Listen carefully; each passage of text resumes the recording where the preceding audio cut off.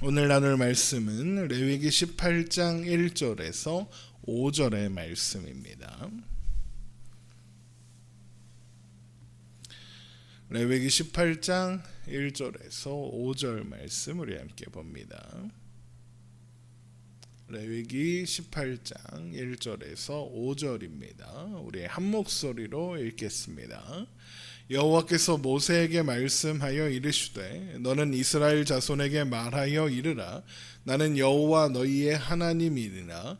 너희는 너희가 거주하던 애굽 땅의 풍속을 따르지 말며 내가 너희를 인도할 가나안 땅의 풍속과 규례도 행하지 말고 너희는 내 법도를 따르며 내 규례를 지켜 그대로 행하라.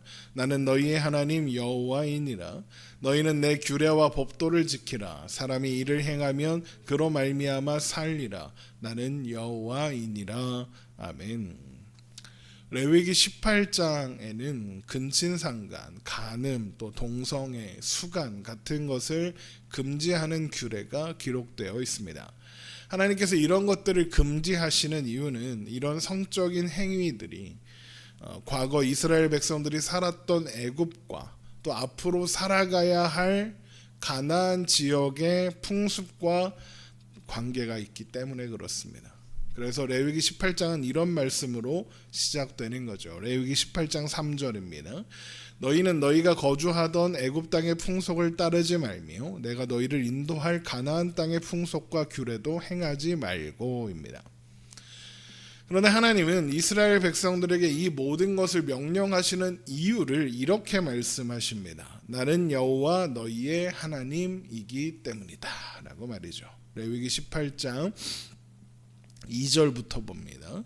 너는 이스라엘 자손에게 말하여 이르라. 나는 여호와 너희의 하나님이니라. 너희는 너희가 거주하던 애굽 땅의 풍속을 따르지 말며 내가 너희를 인도할 가나안 땅의 풍속과 규례도 행하지 말고 너희는 내 법도를 따르며 내 규례를 지켜 그대로 행하라. 나는 너희의 하나님 여호와이니라. 너희는 내 규례와 법도를 지키라. 사람이 이를 행하면 그로 말미암아 살리라. 나는 여호와이니라입니다. 하나님이 너희의 하나님이다. 이스라엘의 하나님이다 라고 하시는 겁니다. 어떤 사람들은 이 말씀을 보고 나 하나님이니까 내 말대로 해.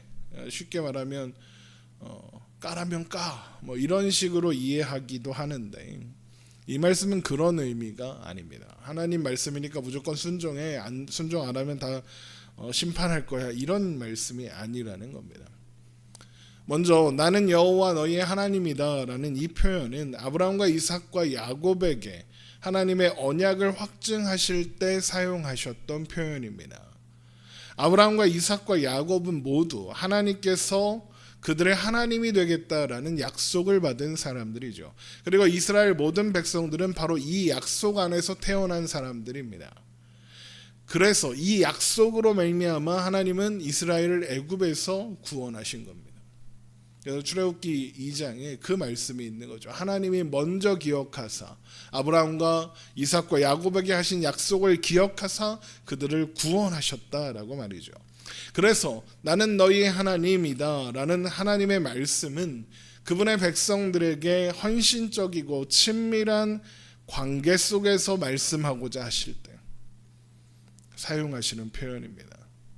하나님의 깊은 언약 관계 속에 있다는 것을 드러내시는 거죠.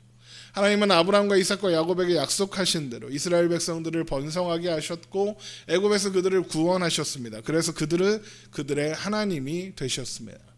그러니까 나는 여호와 너희의 하나님이다 라는 표현은 뭐 권위적이거나 어떤 고압적인 분위기가 아니라 하나님의 헤아릴 수 없는 은혜와 사랑을 전달하는 표현이라는 겁니다.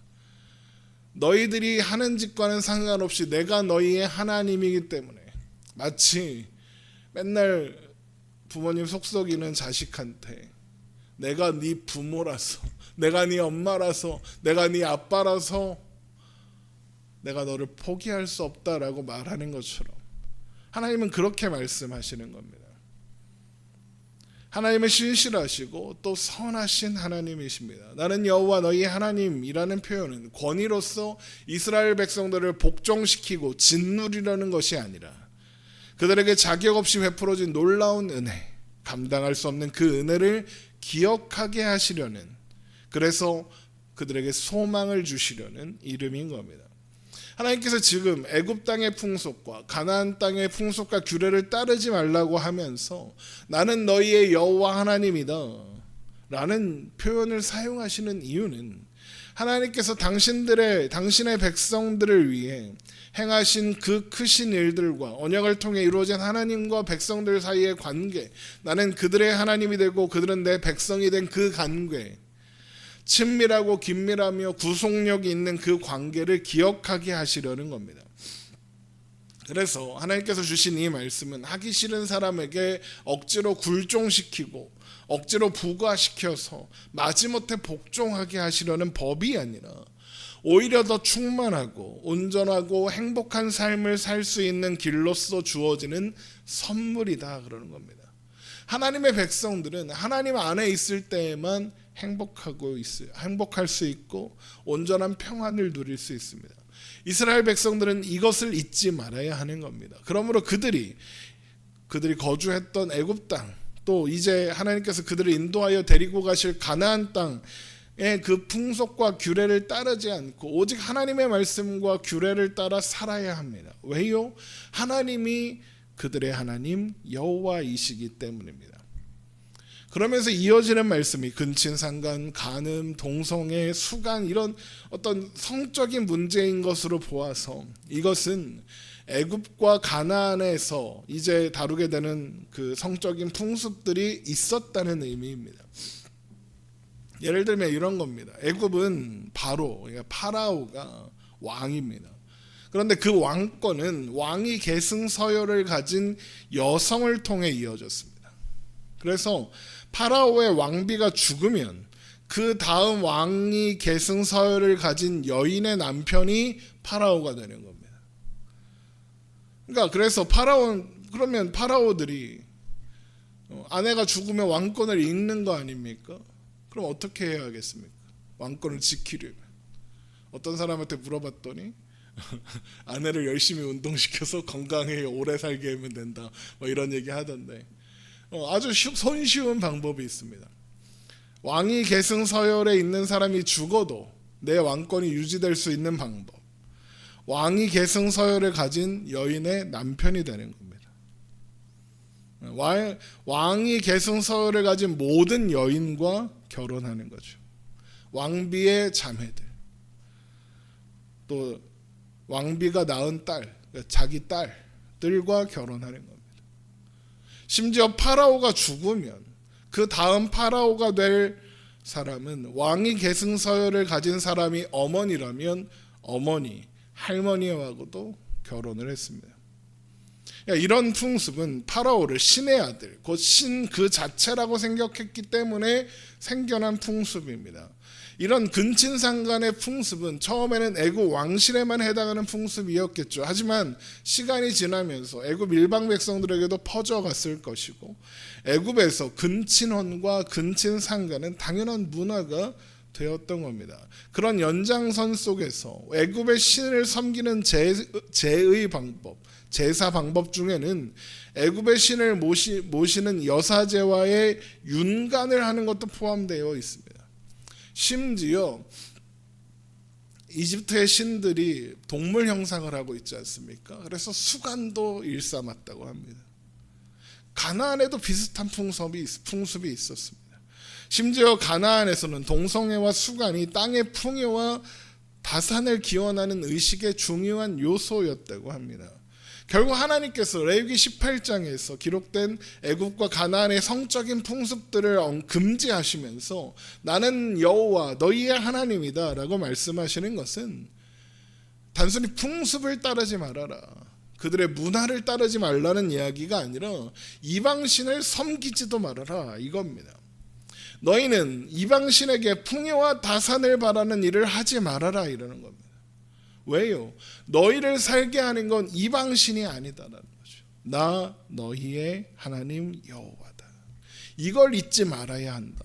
너희들은 나를 신뢰해라. 그러면 된다. 풍성한 수확을 위해서 가나안의 가나안의 풍습을 따라 가나안의 신들에게 절할 필요 없다. 풍성한 수확을 달라고 조르지 않아도 된다. 너희가 내 안에 있으면 그것들은 당연히 따라오는 결과들이다 라는 말씀을 하시기 위해서인 겁니다. 하나님의 백성은 선하시고 신실하신 하나님을 신뢰하면 됩니다. 그거면 충분하다 그러는 거죠. 그래서 신명기 11장에 이런 말씀을 하시는 겁니다. 우리 신명기 11장 한번 찾아보겠습니다. 신명기 11장 11절. 신명기 11장 11절입니다. 너희가 건너가서 차지할 땅은 산과 골짜기에 있어서 하늘에서 내리는 비를 흡수하는 땅이요 내 하나님 여호와께서 돌보아 주시는 땅이라. 연초부터 연말까지 내 하나님 여호와의 눈이 항상 그 위에 있느니라. 내가 오늘 너희에게 명하는 내 명령을 너희가 만일 청종하고 너희의 하나님 여호와를 사랑하여 마음을 다하고 뜻을 다하여 섬기면 여호와께서 너희의 땅에 이른 비 늦은 비를 적당한 때에 내리시리니 너희가 곡식과 포도주와 기름을 얻을 것이요 또 가축을 위하여 들에 풀이 나게 하시리니 내가 먹고 배부를 것이라. 하나님을 신뢰하고 살면, 하나님 안에서 하나님을 붙잡고 하나님을 의지해서 살면 너희들이 기대하는, 너희들이 이방신에게 기대하는 그 모든 것들이 이미 해결되어 있다 그러시는 겁니다. 하나님을 신뢰하지 못해서 이방신에게 애굽이나 가나안의 풍습에 기웃거리지 않아도 된다는 겁니다. 하나님이면 충분하다 이겁니다. 이것이 하나님께서 레위기 18장을 통해서 말씀하시려는 내용인 거죠. 우리도 마찬가지 아닙니까? 하나님을 신뢰하면 됩니다. 합력하여 선을 이루시는 하나님을 바라보면 됩니다. 세상을 기웃거리지 않아도 됩니다. 마태복음 6장 30절 우리 한번 찾아보겠습니다. 마태복음 6장 30절입니다. 마태복음 6장 30절. 마태복음 6장 30절입니다. 오늘 있다가 내일 아궁이에 던져지는 들풀도 하나님이 이렇게 입히시거든 하물며 너희일까 보냐 믿음이 작은 자들아. 그러므로 염려하여 이르기를 무엇을 먹을까 무엇을 마실까 무엇을 입을까 하지 말라. 이는 다 이방인들이 구하는 것이라. 너희 하늘 아버지께서 이 모든 것이 너희에게 있어야 할 줄을 아시느니라. 그런즉 너희는 먼저 그의 나라와 그의 의를 구하라. 그래야면 이 모든 것을 너희에게 더하시리라. 그러므로 내일 일을 위하여 염려하지 말라. 내일 일은 내일이 염려할 것이요 한날의 괴로움은 그날로 족하니라. 하나님께서 우리에게 하시는 약속 아닙니까? 하나님 안에 거해라. 하나님께서 너희 쓸 것을 다 아신다입니다. 하나님은 하나님의 백성들을 풍성한 대로 부르십니다. 우리 자신보다 우리를 창조하신 하나님이 우리에게 가장 좋고 우리에게 유익한 것이 무엇인지 더 잘 아십니다. 하나님의 선하심과 신실하심을 바라보고 기대하며 소망함으로 우리 삶 가운데 합력하여 선을 이루실 하나님을 의지하고 사는 하나님의 백성된 우리라는 것을 잊지 않고 기억하십시오.